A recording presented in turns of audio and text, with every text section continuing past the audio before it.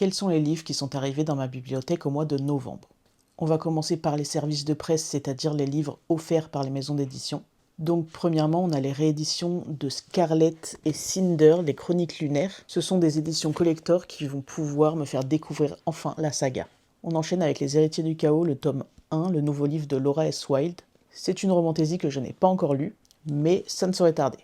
The Games Gods Play, qui est le dernier à être arrivé dans ma bibliothèque ce mois-ci, donc pas encore lu non plus, c'est une romantésie sur les dieux de l'Olympe. Puis on a le premier tome de Darkless. Celui-ci, je l'ai lu, c'est encore une fois une romantésie un peu plus sombre, cette fois avec des démons. J'ai été un petit peu mitigée, mais c'est un premier tome et surtout un premier livre de l'autrice. Donc je lirai sûrement la suite pour me faire un avis plus complet. Vous pouvez d'ores et déjà trouver ma chronique complète sur Instagram.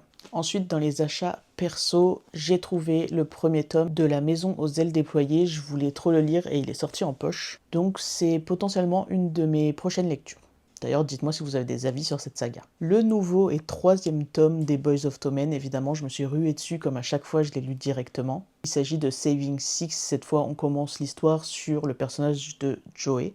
Cette fois-ci, ça n'a pas été un coup de cœur, mais j'ai quand même adoré ma lecture. Ma chronique est disponible elle aussi.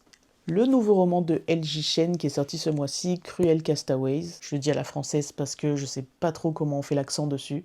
Je ne l'ai pas encore lu, mais je lis tous les L.J. Chen, donc j'ai super hâte de m'y mettre.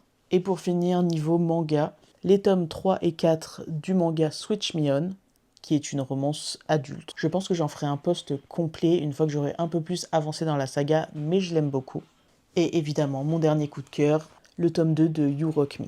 C'est une romance musicale et universitaire cette fois que je conseille particulièrement, mais il faut savoir que la série est en cours d'édition, donc pas encore complète.